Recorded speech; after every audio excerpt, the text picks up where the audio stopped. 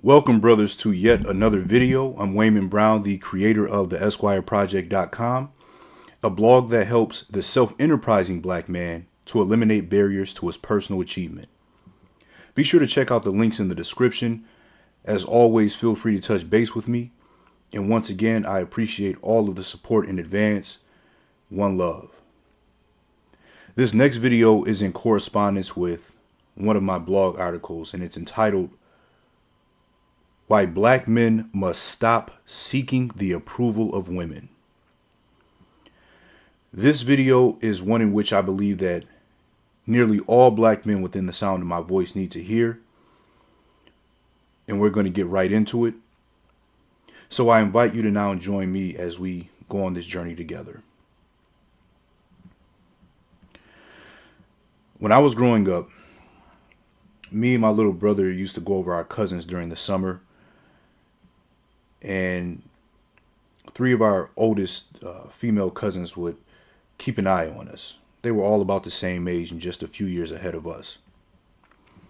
But you know how it is when you're a kid and you have older kids watching you. It's like they're at a completely different tier in life. They get different privileges. They have different responsibilities. And overall, they just get a different level of respect from adults. And my cousins were no strangers to this dynamic.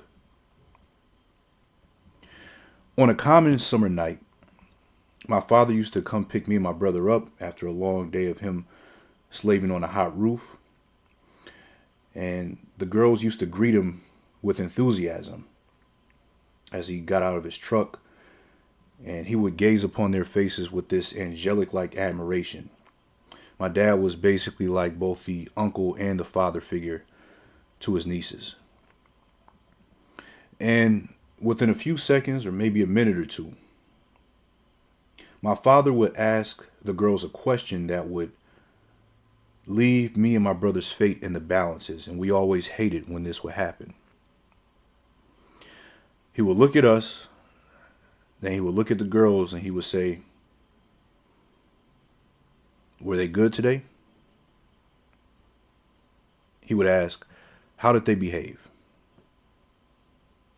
And more often than not, the girls would either snitch on us for our boyish mischief, or on the other hand, they would completely exaggerate things. So they would say something like, "Well, Uncle, they were throwing rocks in the backyard. They were talking back to us, and they went to the store around the corner by themselves." Now, before me and my brother had a chance to plead our case, to even say a word, we were met with the ferocious, piercing look of our father. A very tall, dark man, about 6'3", probably about 220 at the time. And this look that he would give, it could burn a hole through your soul. And that look was followed by his heavy working hands smacking us right upside the heads, scolding us in his powerful voice, almost as if possessed by demons. As the girls would stand behind my father and point at us and laugh at us and mock us and take joy in our humiliation, in a manner in which only teenage girls are capable of, relishing over their exhibition of their influence over him, and in turn, their power over us. Embarrassment, anger, and a hell of a lot of resentment would be just a few of the emotions that were traveling through my veins against both my father and the girls, before he would tell us to apologize to them and to get in the truck so we could go home. Now, as the years went on, the girls would still keep an eye on us as we would come over to visit. But at this point, it was a lot more casual because we were maturing in our youth, and my brother's only about a year and a half younger than me. So by this time, maybe I'm about 12, maybe he's about 11 or so. And by this time, when my parents used to come get us, they would tell them that they liked when I used to come over to visit. But they didn't like my brother coming over as much because he was oftentimes noted as the bad one between us boys. And I'll admit that my brother was more or less a hyper kid back then. But one of the things that I admired so much about my little brother growing up was that he was the sort of person that was always ready and willing to defend himself if anybody ever treated him wrong, and he really didn't care too much about what people thought of him. He was always very independent in that way, and I've always respected him for that. He was never a punk for as far back as I can remember. But when the girls would make comments like this, that they didn't like him coming over, or he's bad, or keep him home next time, I could see that there was a part of him that was deeply bruised because the girls didn't approve of him as favorably as they approved of me. And as for myself, I would actually find it a safe haven to know that I remained in their good graces. And by this time, it wasn't so much about fear of them telling our father on us, but it was more about being validated as an individual. Now, this was important to me because I'm sure, as you fellas know, when you're growing up as a young boy and you hit around that preteen mark, maybe even probably starting around 9, 10, or 11, you want nothing more than to start gaining adults' respect. You want nothing more than for them to start seeing you as a responsible person coming into your own. Because, of course, that represented more independence, and it also represented broadening your opportunities for positive interactions with females. So we would oftentimes equate being thought of as being perhaps mature for our age with the ability to be able to grow up, to experience women in different ways that, of course, young boys will want to experience them. Now, as time went on,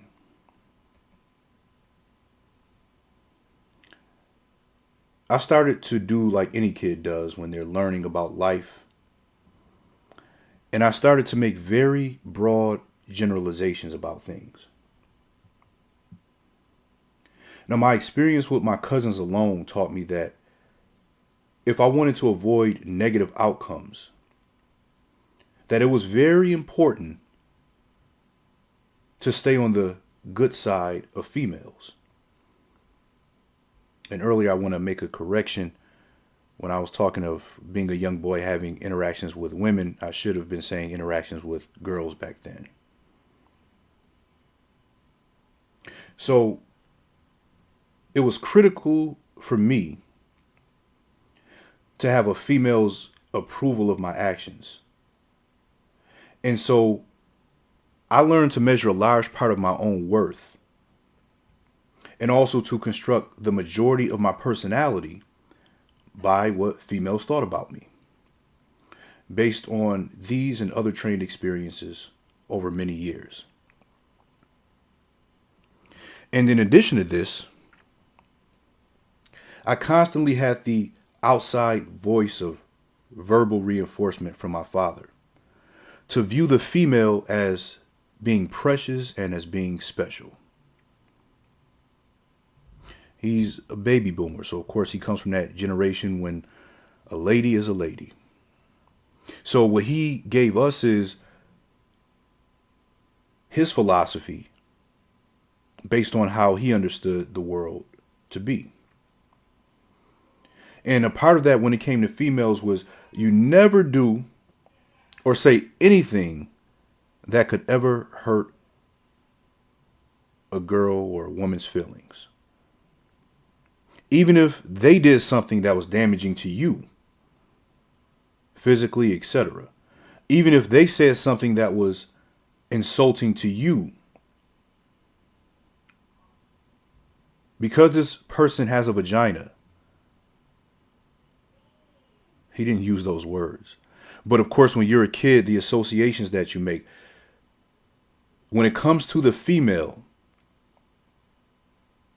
and perhaps you were taught this way too, Dad's philosophy was to always treat the female like gold.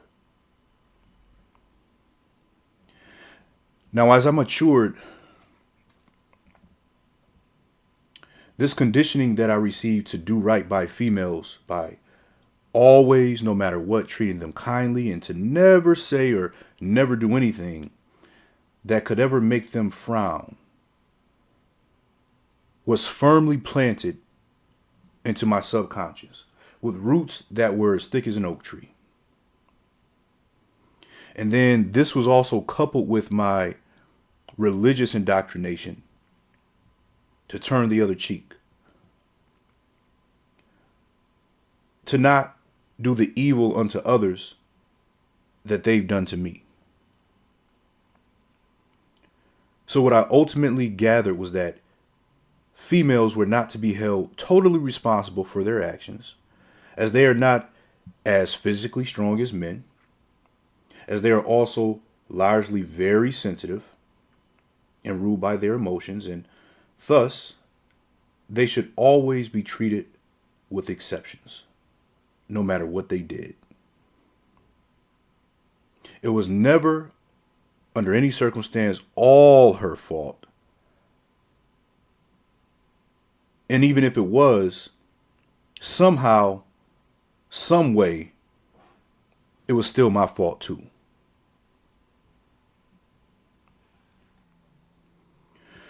On one occasion, I recall a girl from the neighborhood who must have been about 14 at the time, maybe just about a year or two older than me, having a gripe with me for some reason that I can't even recall. And I remember that this gripe that she had with me resulted in her going wherever she went, maybe to her house. And I was in this backyard in the neighborhood, and she approached me in the backyard with this very large butcher knife.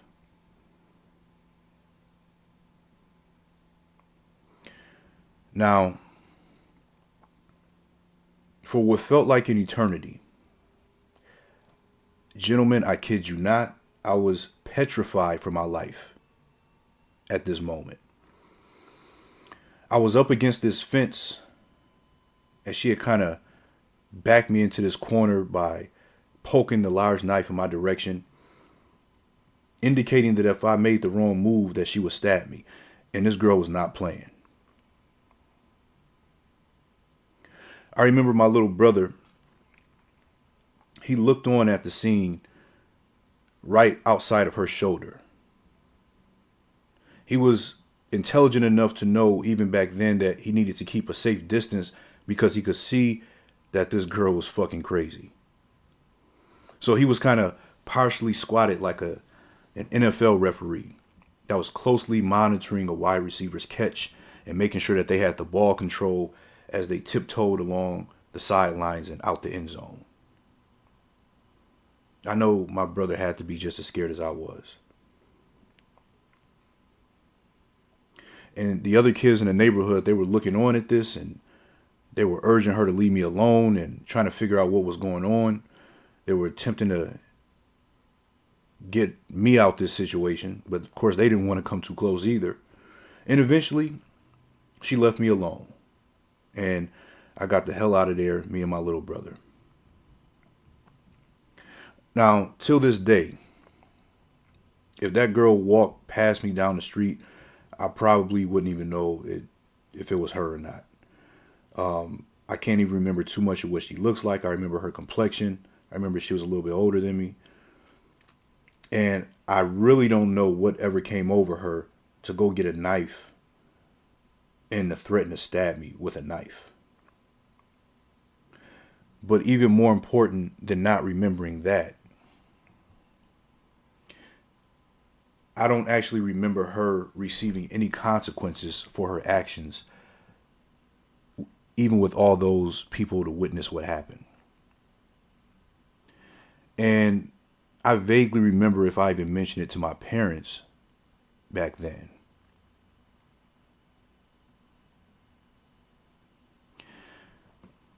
Now, as time went on,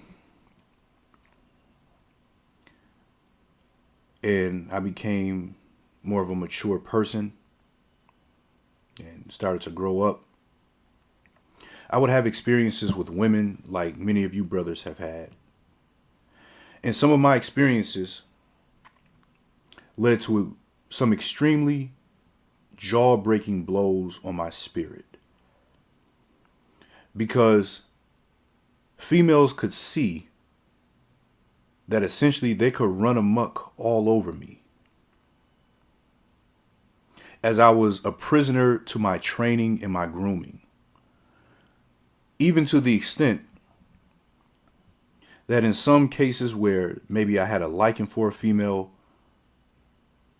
whatever emotions, no matter how she treated me, I even thought that it was unethical on my part to stop dealing with her because it would be a form of giving up on her.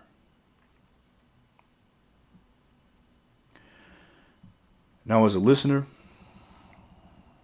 I don't want you to think that I'm blaming my parents for anything like that. I love my parents so much.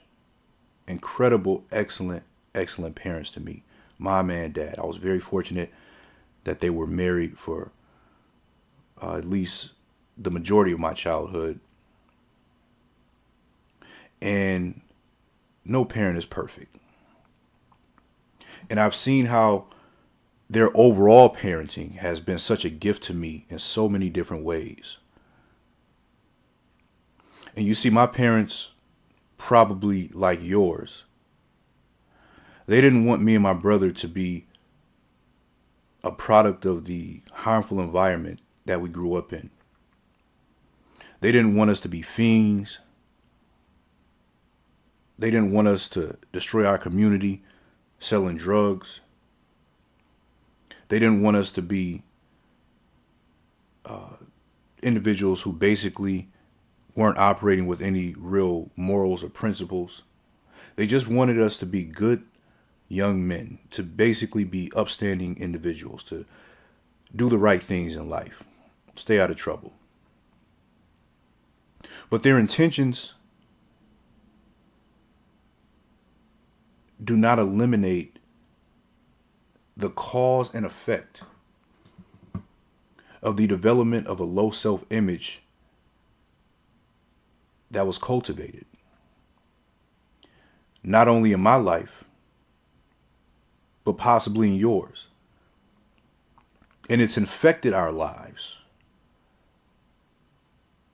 because we were groomed to view women as being much more valuable than we were groomed to even view our own selves. Because at no point in time, gentlemen, do I even recall hearing anything about what a female should never be allowed to get away with saying or doing to me.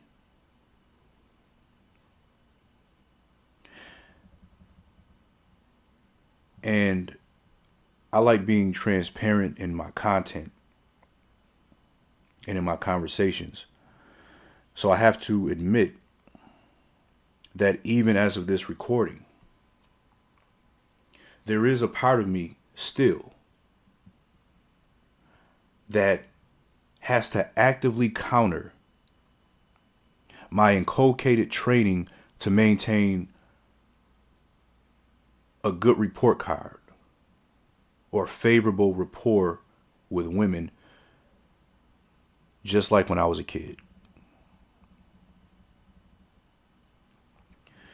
You know, I cringe when I hear a woman with a son say something along the lines of wanting their sons to be the perfect gentleman, to just treat women so well and to treat them like queens. Because these mothers, they're attempting to live through their sons by shaping their boys into these knights in shining armor that they didn't actually breed with to bring their sons about.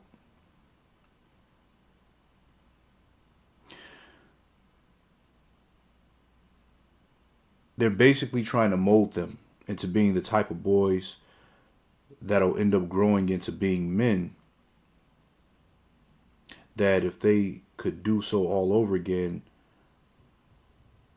they would have been able to dominate and control. And more often than not, it's because they know that as their sons mature into being this type of individual that they're grooming them to be, they'll always have access to a man that will accommodate them. So when I ask women who mention the type of son that they want to develop and create, this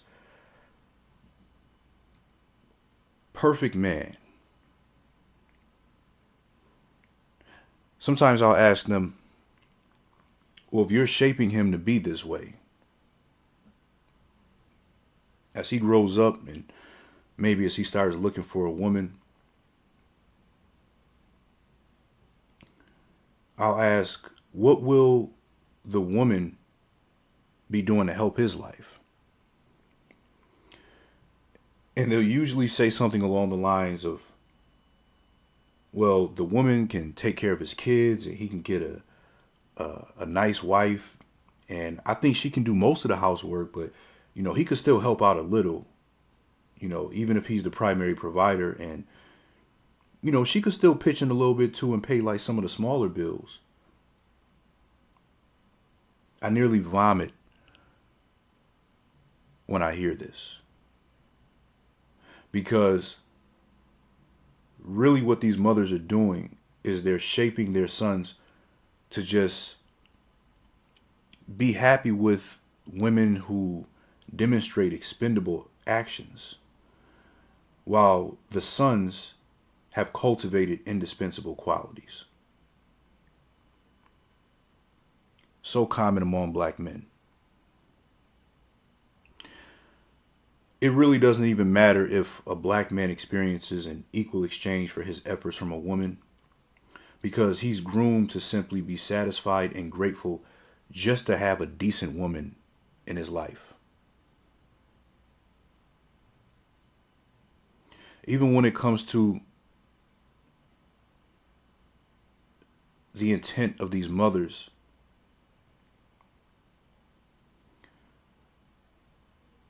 oftentimes they want for their sons what's in proportion to what they want for themselves through their sons, which usually includes grandchildren, reliable income earner that can assist them if needed in their old age, and basically a cooperative servant for life. And I hear this in mass from women, as they're basically raising their boys to be faithful members of the Church of Latter-day Simps. The simp, of course, simply meaning a simpleton for women, a simple-minded man, a male who puts a female's well-being and emotions ahead of his own, even when his virtuous treatment towards her isn't reciprocated, or when it goes unappreciated, when it's abused, and to strive to maintain this favorable reputation with women, even if it means decreasing his own quality of life. You see, what's best for a man according to his own estimation is never considered. What a man wants is never the primary aim for a woman's dealing with him. A woman's role in a man's life is to preserve him for her own benefit. Even in the way of something like religion,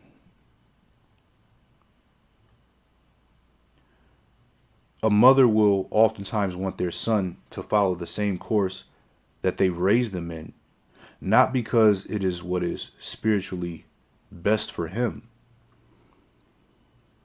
but because it's in accordance with her own belief system of what she thinks that he should be doing in order to satisfy her own consciousness.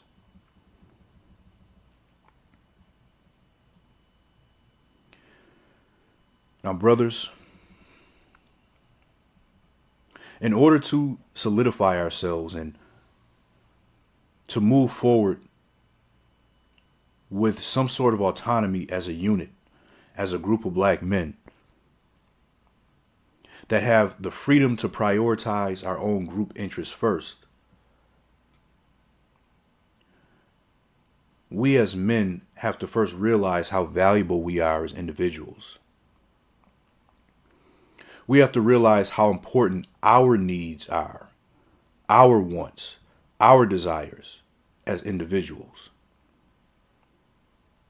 We must realize our rights as individuals. And one major step in accomplishing that is in relinquishing ourselves step by step and case by case of the firm hold of internalizing a woman's opinions of us, including our own mothers.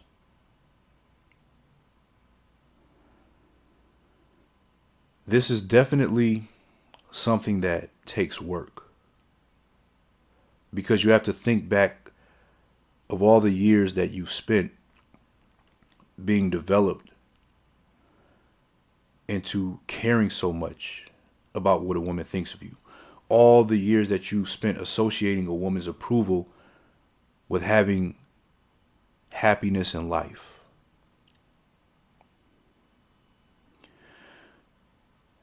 And I know right now, as you listen to me,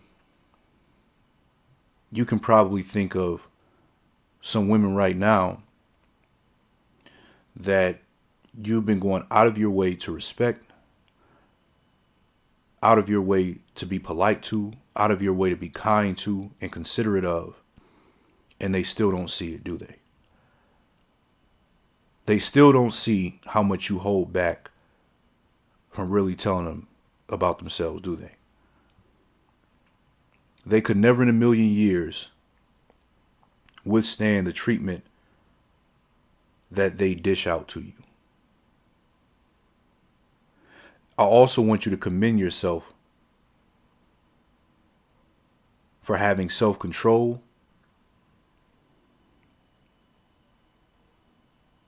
and for expecting a lot from yourself, from your ability to actually be able to withstand unfairness due to your understanding that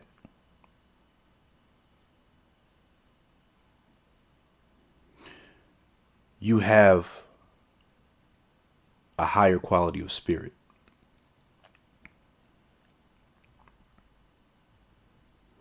Now, as you do this,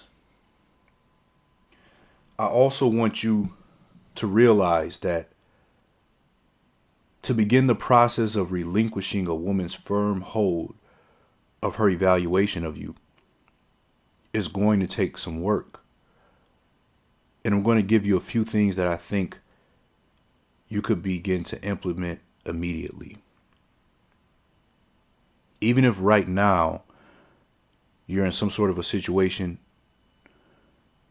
and usually it's not one in which it's just a matter of some sort of a friendship with a woman, but typically it's going to be the women that have a little bit more influence over a man's life, such as the woman whom he wants to share some sort of emotional intimacy with. that has one of the biggest impacts on a man.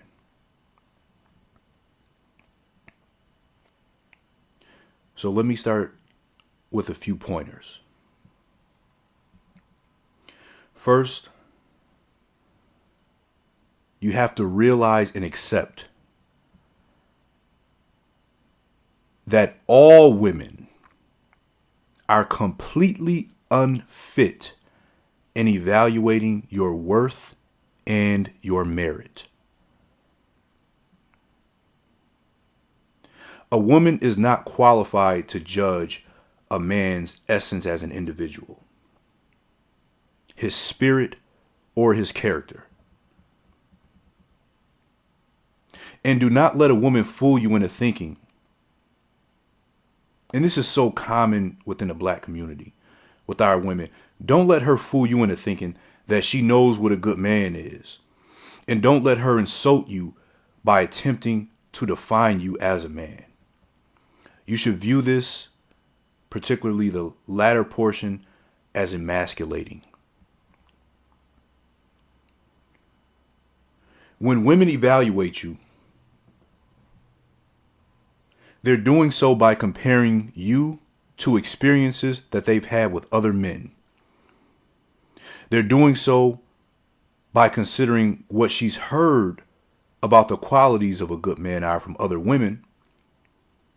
And a lot of times, they're also including the opinions of the men who are closest to them, who half the time don't even know what the fuck they're talking about themselves. A woman is completely unfit to evaluate what makes a man a good man. Not only is she not a man, thus incapable of defining a man's merits from a masculine perspective, but her perspective is solely based on her own biases and opinions, not on any sort of an indispensable attribute of manhood or of masculinity.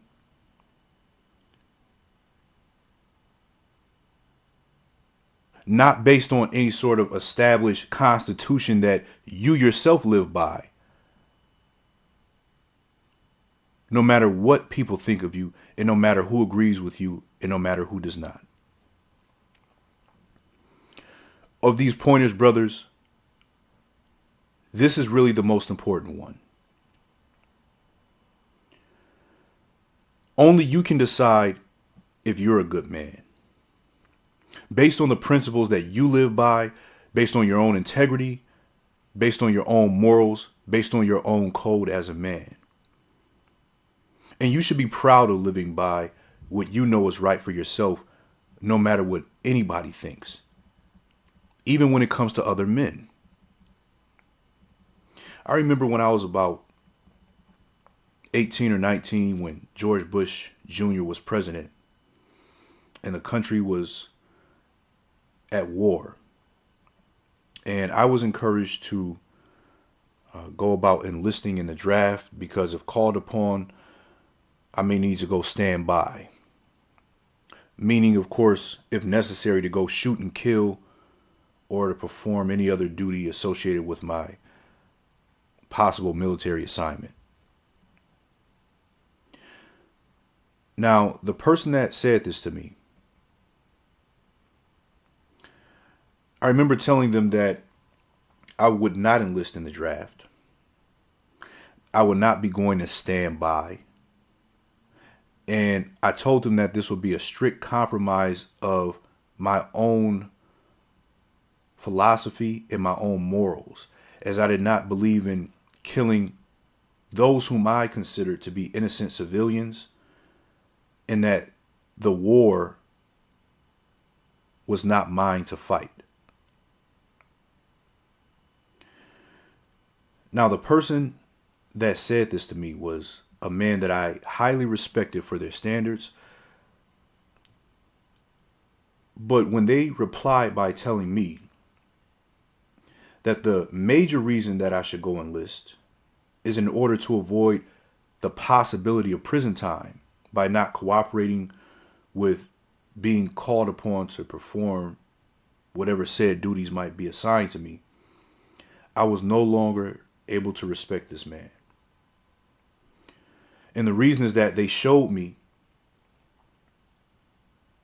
that their former encouragement to stand on my principles and other conversations that we had, it was really, when it came down to it, based upon me also being able to have my freedom not being threatened. In other words, have your beliefs so long as they don't mean your life. No.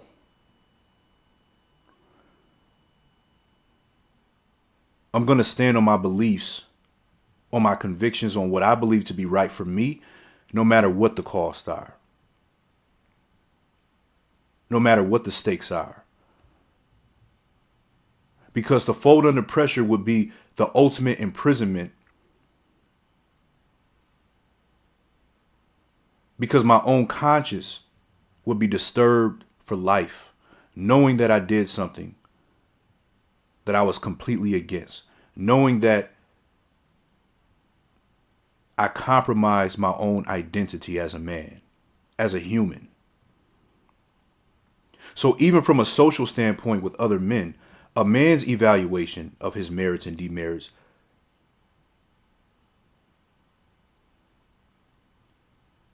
should only even be considered in accordance with other men with whom he shares an established culture with, where there are very formal codes of conduct based on the values of the men within that group. And those men subscribing to the philosophy of that culture. And there are also certain things that men of intelligence and nobility understand about life, regardless of our cultural variances. And these things have nothing to do with the woman's opinion at all. These things are based on judiciousness and what we as men know to be the righteous thing to do.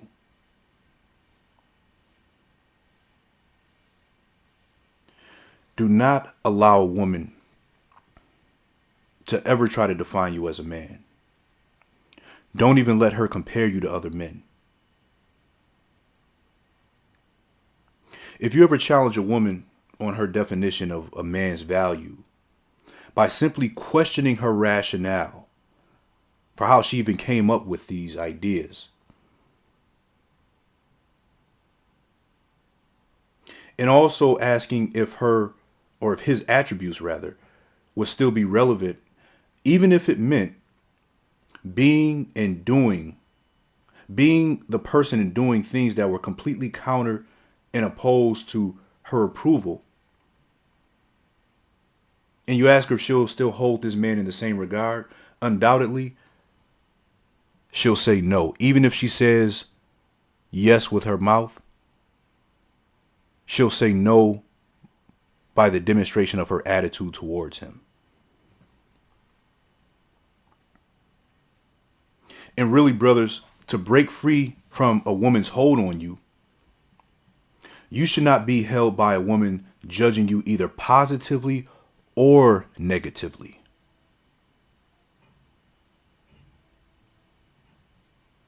In other words, you shouldn't care if she thinks that you're a good man. And you really shouldn't even show any appreciation for her judging you as a good man, because you're still connected to her approval.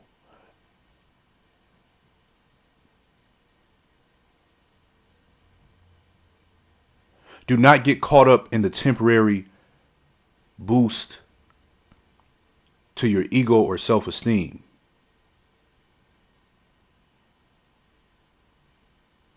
The second thing to realize is that her approval of you is based solely upon her own selfish views. Her entire approval of you is based upon her satisfaction with your behavior. I remember a woman expressed to me once when I was started my blog up several years ago, just kind of crafting some ideas. And I said, I don't really know the complete direction that I'm going to go with this thing, but I know that I am going to touch on some topics that a lot of men need to hear. And I'm going to shed a lot of truth on things. And it's going to include stepping on some toes, because it's going to deal with issues related to women sometimes. And a lot of times the women ain't going to like the stuff I got to say. And I remember she looked right at me and she said, "You better not do anything that I don't like, because I really like you." What type of shit is that? Women are looking at you. She's looking at what you do on a situational basis.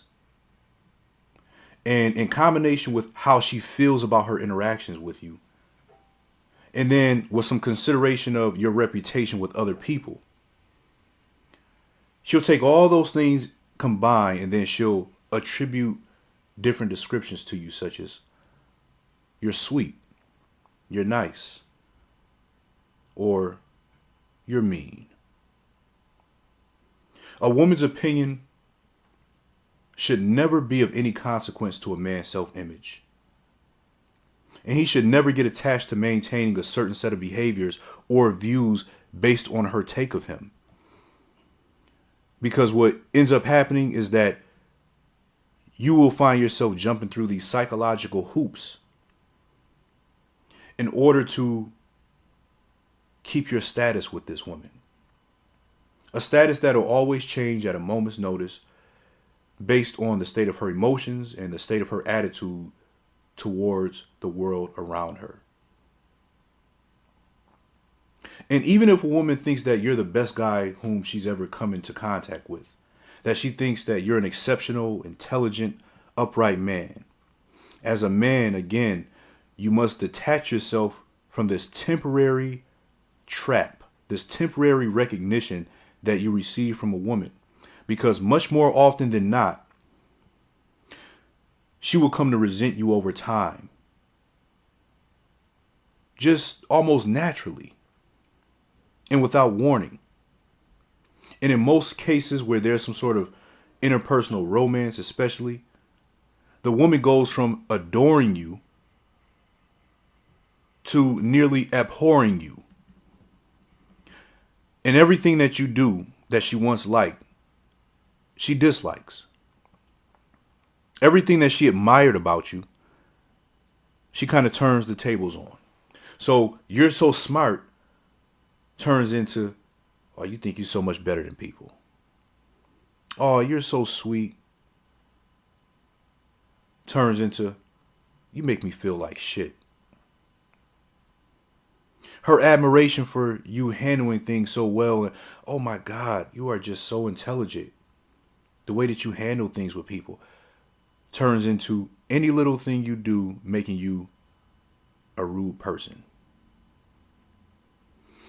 The admiration of, "I've never quite met a man like you," turns into,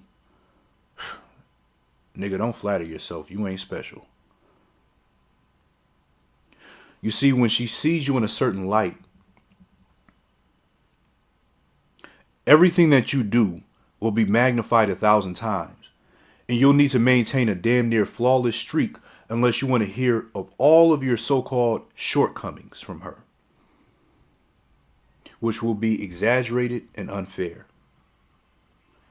And in addition, never in a million years could she withstand the same level of criticisms against her. Another thing to keep in mind, gentlemen, is you have to realize the futility and the foolishness that we as men, as a group, have in attempting to be noble in a woman's mind when her brain is, generally speaking, unstable and inconsistent. Now, we know that women are walking and talking contradictions. Most of them. A lot of hypocrisy, a lot of self-deceit, a lot of wanting to accept things based on what's palatable and what's easy to digest. And yet and still, we go through life finding it extremely important for the women that we interact with at length, especially, to view us in such a positive light, and to also to remember us in this light as well. And we're banking on their opinions and their perspectives of us being consistent throughout their life's experience. Now just think about that. As a group, we're desiring someone who's generally inclined to be up and down in their feelings, left and right in their core belief systems, back and forth in their decision making, to evaluate us as men and to judge us with this plus sign based on her interpretations. And then we're crossing our fingers that she'll drop us in the favorable categorical box in her mind and keep us there throughout her existence. You're embarking upon a territory that is not reasonable. Another thing to do is to stop taking women's opinions seriously. Just stop respecting their opinions about things that are very important. Keep it light. Now, what I mean by this is you can value a woman's perspective. You can value when she can shed light upon a situation. When she actually shares something of intellect. But stop trying to reason with her so much and get her to understand and grasp you and your philosophies. A lot of times when women talk about different subjects, they'll base a lot of things on hearsay. They'll have very generic talking points, especially when it comes to things like politics and religion. I mean, unless a woman really usually has some sort of integrity that she has to maintain as a professional within a certain field where there are certain rules to follow to maintain a certain degree of integrity to one's work or to one's study. Typically speaking, a woman is not going to be able to substantiate what she's saying or really talk about too many things without some sort of extremely biased view. And you know this because if you ever, again, challenge a woman's thought on something by simply questioning her, not by arguing, but by questioning her rationale and then putting it under a microscope, you'll watch right before your eyes her brain start to kind of shrivel up. It's almost like when you spray an insect with an insecticide, how it kind of curls up and you can see it's almost out of here. That's what happens when you ask her to try to substantiate her view. So stop taking her opinion so seriously about everything. Whether it be at work, whether it's online, a lot of the back and forth that we oftentimes do see with wanting to prove so many different things to different females in certain media spaces. Why? Why is that so important?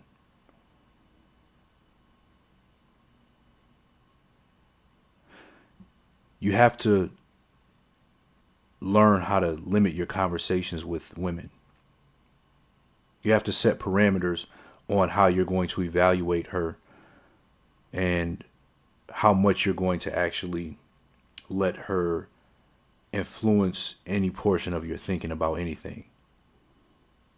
Now, again, I appreciate a woman of some sort of intellect, and especially when she actually has a perspective to share with me, when she can be a second set of eyes on a matter for me to consider, not for her to determine anything.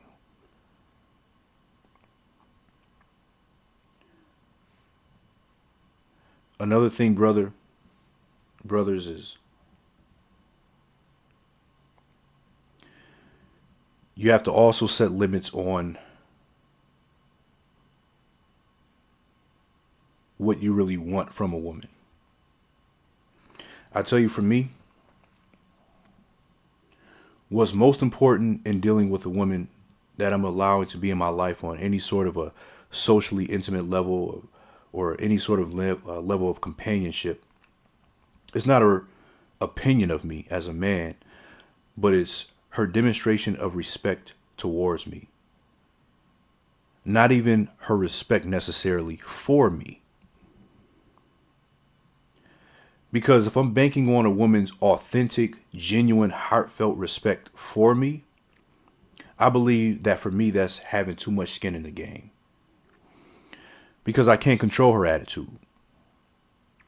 I can't read her heart. I can't make her feel respect for me. And to be quite honest, I won't really know for an absolute certainty if she's being truly sincere and genuine. But I do know that I can set the tone in regulating how she deals with me if she's going to be in my life. What I will, what I won't tolerate. And this is based on the constant maintenance and also the constant redevelopment of living by my own standards. She can feel how she wants to feel. She can like me. She can dislike me. But she must, if she's dealing with me, show respect for me. Now, brothers, I want to leave you with this. This process of relinquishing a woman's hold on you. It takes work. But it's something that you can start to get in control of right now. And just like it took a lot of reinforcement verbally from different people, whether it been your dad or your uncle or your mom, constantly telling you how to view women, constantly telling you how to treat them. And I don't want you to, of course, believe that I'm saying don't be a gentleman and don't be polite. I'm not saying that at all. I'm saying that we've been groomed to treat the female much better than she could ever treat us. That she's even willing to treat us. And the effects of doing such have led to us thinking far less of ourselves than we need to. And I'm interested in helping the black man to reverse that. And one of the ways that I think you can do that is by you telling your own self what's necessary to start diluting a lot of the nonsense out that you've been taught. I want to give you an example of something that you may decide to do. And it's based upon, in part, a book by Dr. Shad Helmstetter. It's called What to Say When You Talk to Yourself. In short, it's a book that breaks down how everything that we think, whether it be thoughts that we don't speak or everything that we say, every piece of information is being programmed into us, and it's influencing our thoughts, our feelings, our actions, and thus our outcomes in life.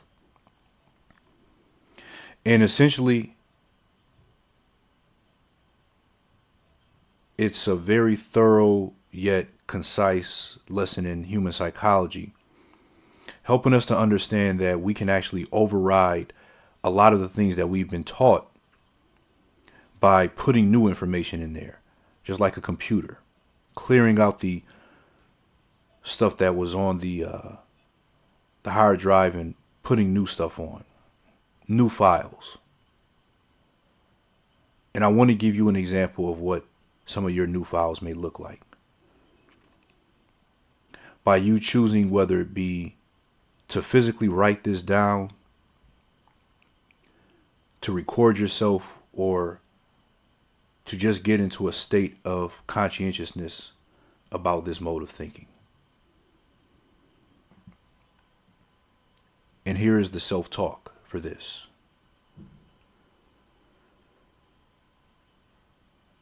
I am a complete man, made in the mightiness and the splendor of my Creator's image. I alone define myself, and that is no one else's responsibility or right to do, as this violates the special bond between me and my Creator. No woman has the authority or the wisdom to define me. I value myself highly, and I don't put women's needs or desires ahead of my own. I am the most important person in the world, and I always stand up for myself. My personal fulfillment and peace of mind is more important to me than a woman's companionship, approval, regard, or attention. I do not tolerate disrespect from any woman. I am a respectful man who naturally offers an abundance of virtues that I live by, and I deserve nothing short of virtue in return from a woman in the ways of her gifts of peace, her respect, her humbleness, and her consideration of me. I am not attached to any woman. I set the tone with a woman, telling her what I will and what I will not accept from her.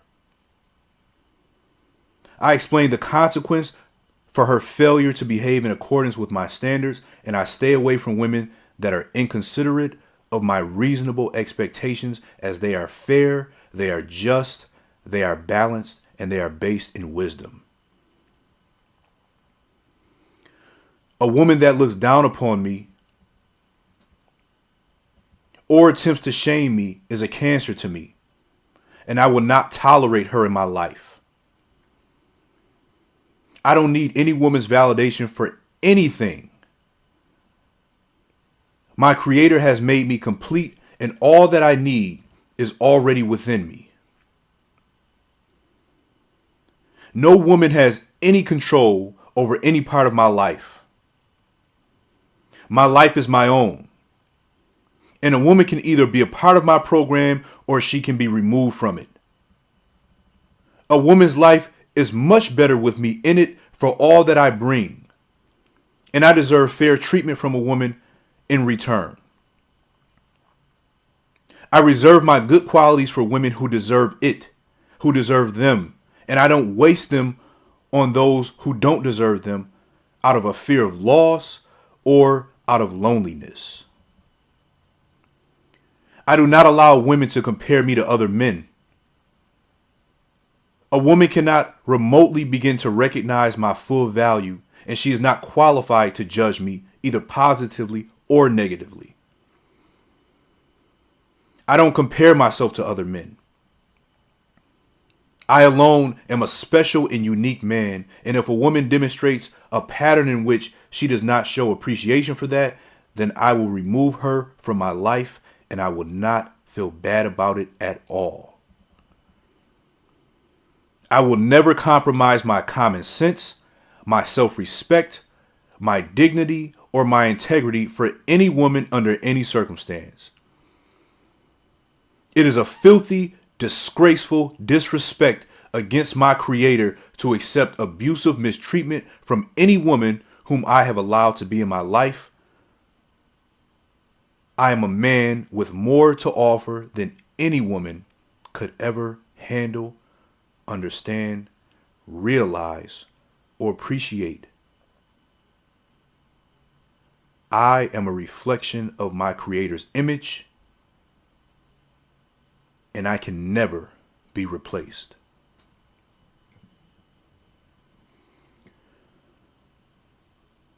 Now again, brothers, this may feel strange when you talk to yourself in this way, especially when you do so out loud, because you may have never conditioned yourself to view yourself in such a monumental way.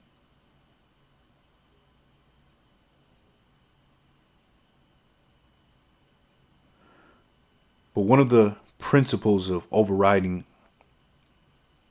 a belief system is in the constant reinforcement of a new belief system. So keep on reading what you've written.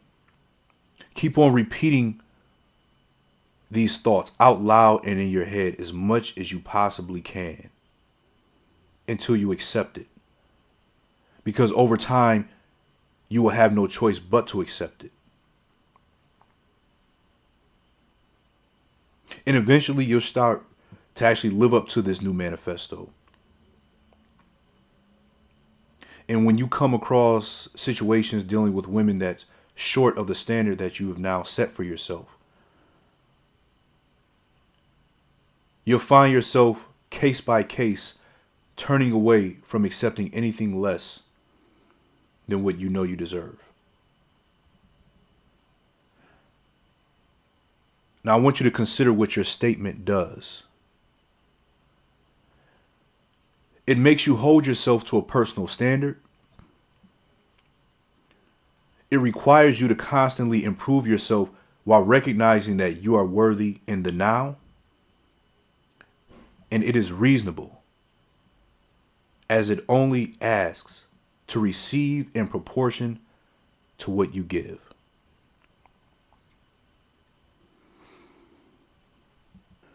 My brothers, once again, as we go through this journey,